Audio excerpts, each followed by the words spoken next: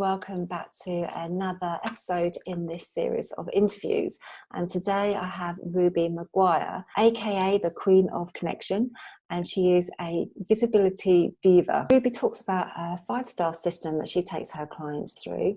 And these are all key things to getting yourself visible, because after all, if you're not visible in your business, then do you really have a business? So I hope you enjoy this interview and share your thoughts as you go along watching it in the comments below, and tell us how you're getting over your fear of being visible and what tips you might have that you've found works for you.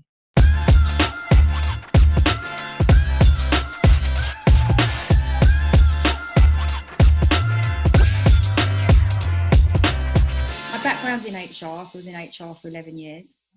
And then I hurt my back. I ended up retraining as a coach, and I set up my own business. And I started to attract a lot of coaching clients, as in they were coaches. I seemed to attract that they wanted me to help them set up their businesses as I was building mine. So I was obviously doing some of the right things. And over time, I then became a coach for coaches. And then I was doing a tele summit. It must be 3 years ago this year. And I had lots of different people come on, and we were doing it was called Rock Your Biz Tele Summit. And we had rock your sales and rock your marketing and rock you this and rock you that.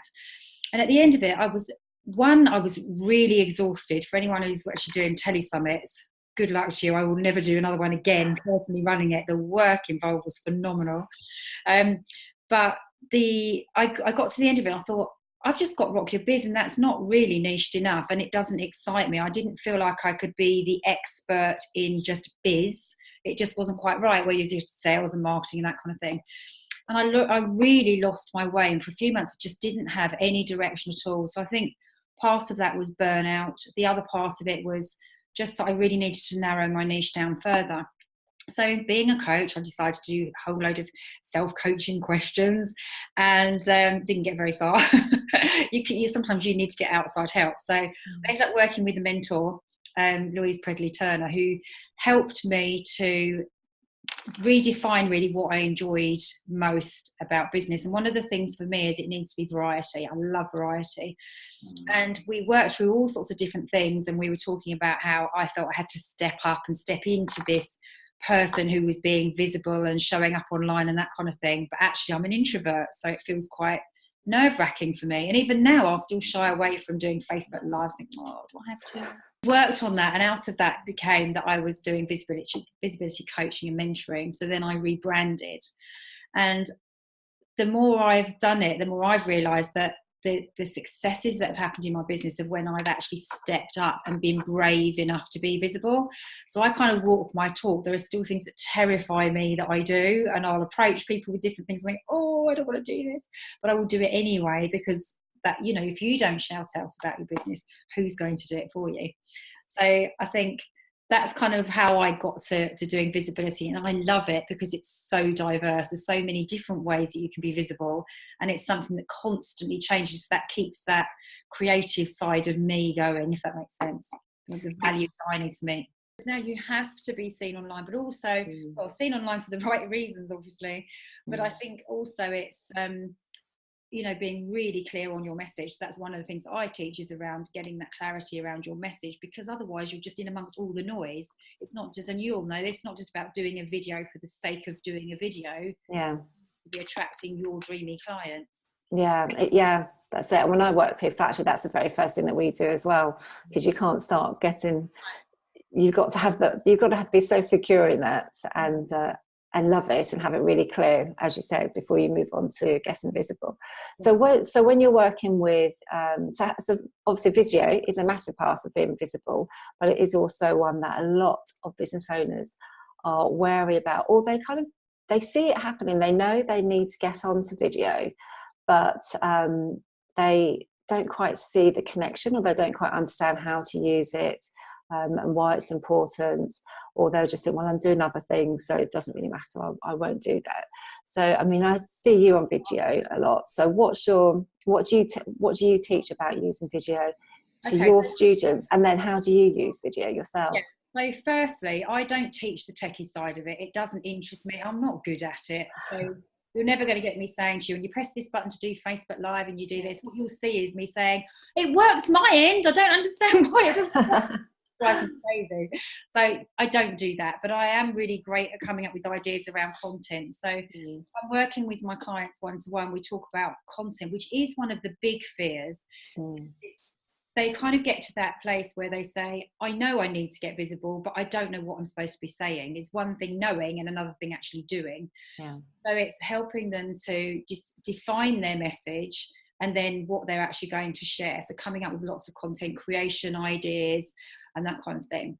So for me, I use video in a few different ways. So I do Facebook Lives, and I will be the first to put my hands up and say, you'll see me for a few months, a lot, and then I'll just disappear and I'm like, no, I'm not playing right now. And then I'll come back again, and I'll be consistent in loads of other areas, and I'll be like, yeah, I need to put together a plan for that. So what really works for me in keeping me visible and getting me out of that introvert state, I think, is having a plan. So really knowing, okay, so I'm committing, I want to do this number of videos, and I do actually make a commitment because then I have to stick to that plan. And then I plan out what content I want to share, and I will link it into things like if I've got a launch coming up, so okay, so what's going to be relevant to that particular launch that I'm doing, or if it's I want to work with one-to-one clients, it might be a theme or an aspect of some kind of work that I particularly want to do, then I would link in those topics into that.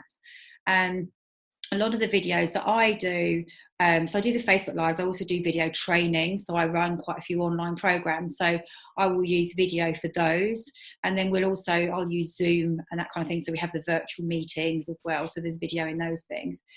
I think, before we started the call, I was talking to you about House of Colour and how I'd have my colour and my styling and those kind of things done.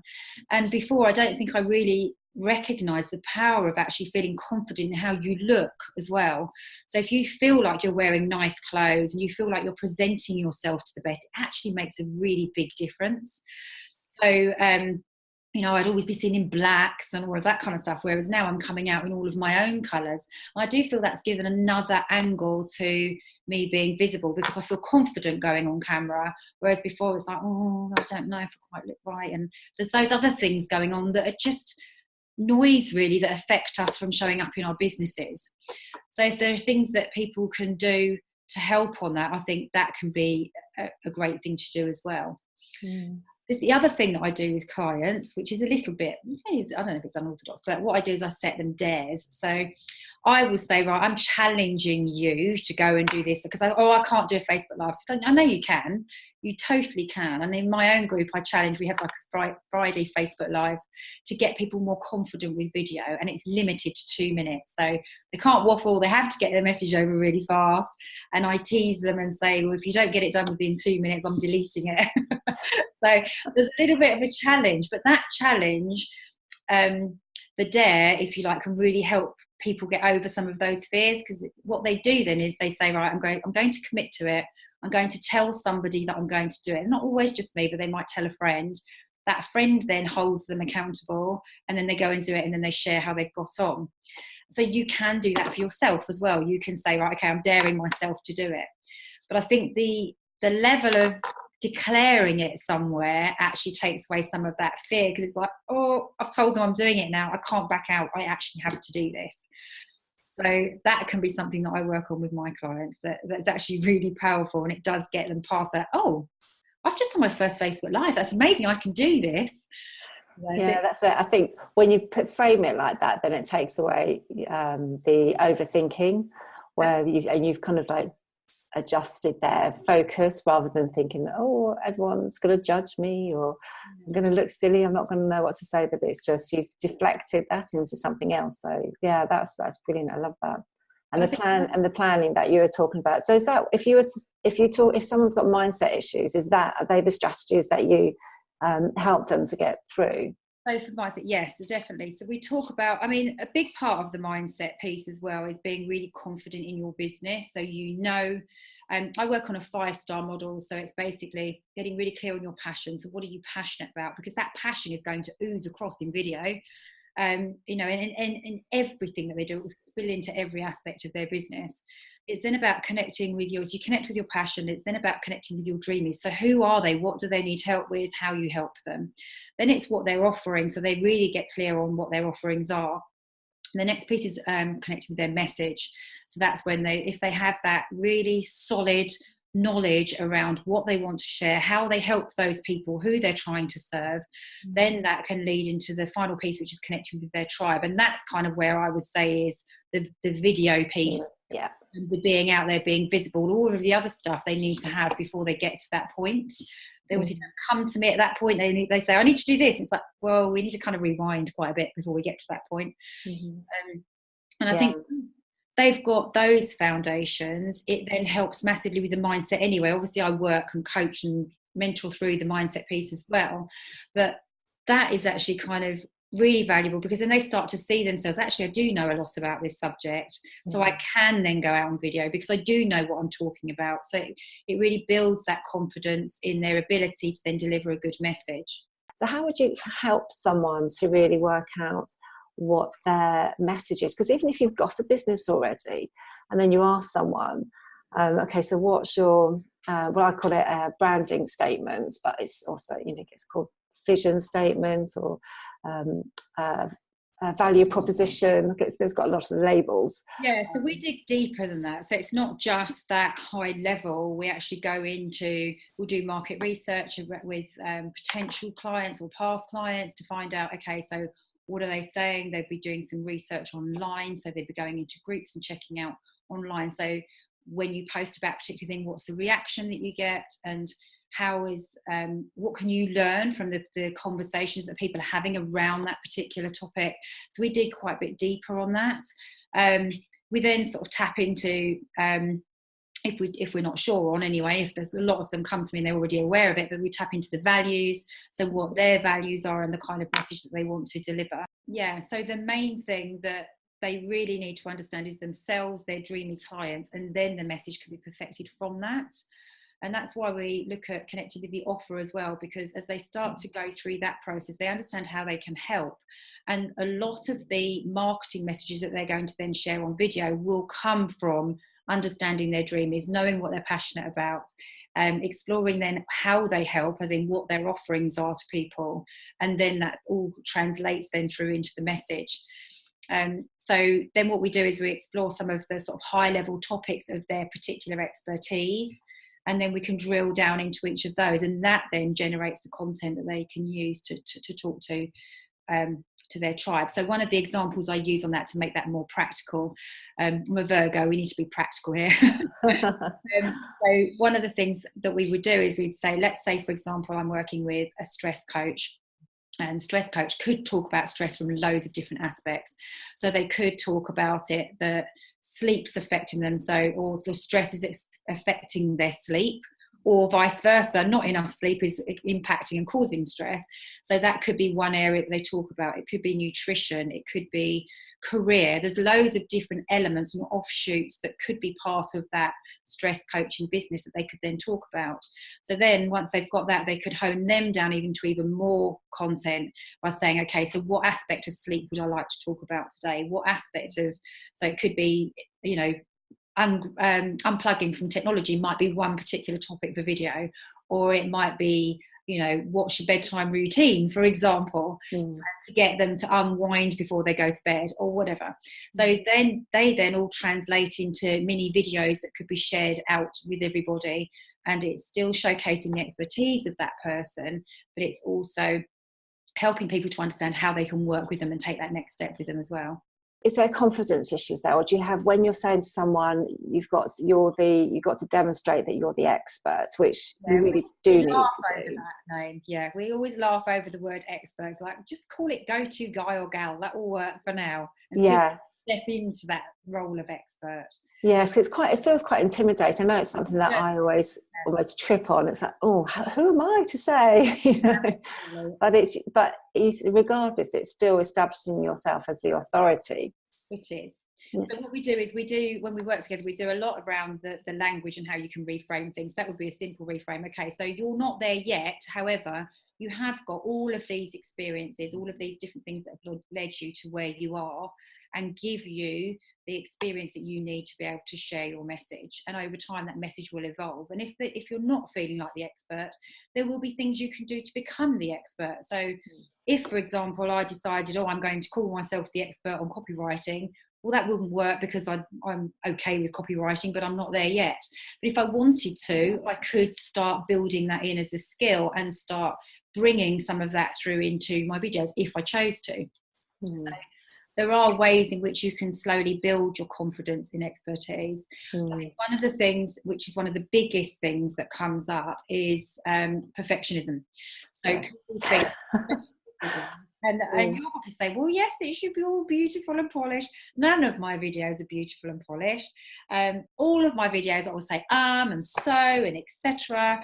And I actually have accepted for my business that that's how I want it to be, particularly with the people that I work with. I want them to know that actually it's about your message. Your message is bigger than your fear. And it's better for you to get a message out there, even if you are doing and yes, we can work on that. But it's better to do that than have a super polished video. And because of that, you're not getting anything out there because you think, well, it's not perfect, so it can't go out there.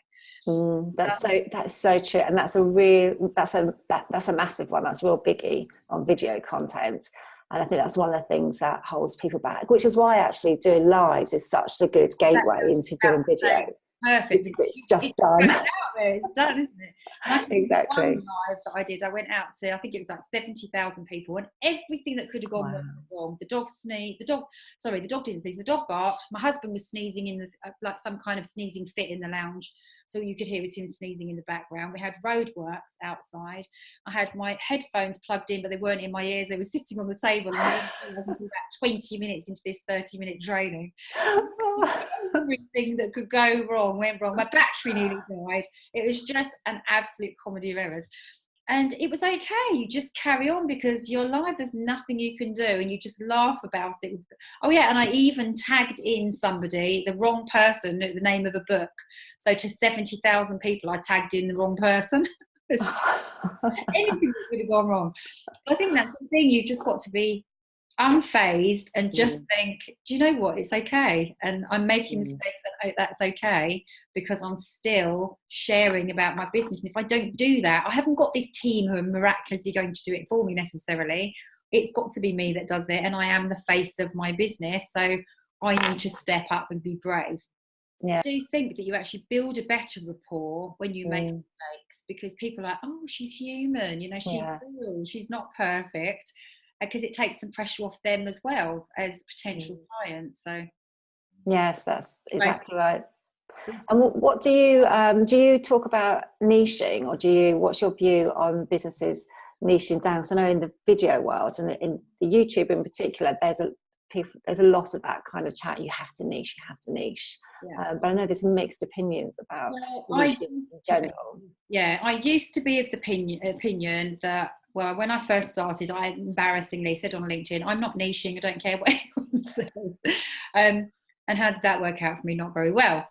But I do also understand that there's people starting out in business and you don't know, and especially I think where I work with a lot of coaches and consultants, trainers, that kind of thing, they don't know straight away what area necessarily they want to work in. So it is a case of evolving. It's an evolving process.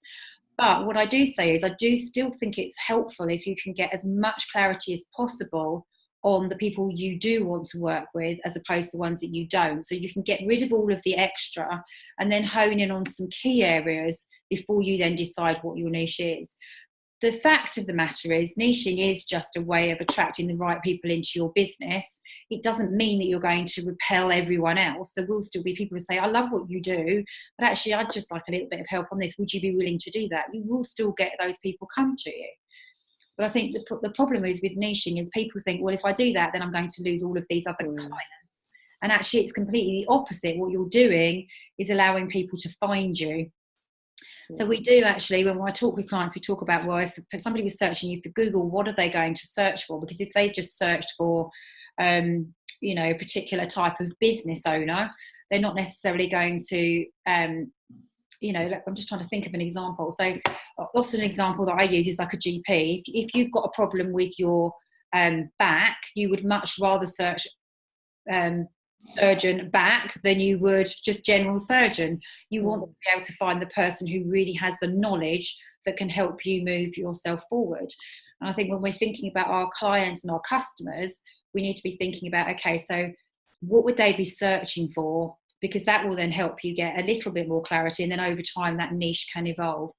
So as I say, in a nutshell, in the early days I would have said don't niche. It doesn't work. You do need to have much more clarity around your business, and niching does give you that. But as you're figuring it out, just get rid of the stuff that you definitely 100% don't want to work on, and then you slowly get into what does work for you. And for me, I could do bereavement. I work with people on bereavement, because these are all my life experiences: divorce, parenting, relationships, all of those kind of things. They're not exciting to me, but the business element is. Then it's like, okay, so what specifically in business excites me? And then you can start to drill down further. Yeah. When you're working with, just to go back a bit to the visibility thing, do you get to a stage then, do you find that there's clients that you're working with who are just refusing and really don't want to go into video? Are you encouraging them to just take baby steps into video, or is it, do you say it's okay at this stage? A bit of both. So I would say if they are really resistant to video completely, and it's not just an excuse, and that's what we would explore, is it just an excuse?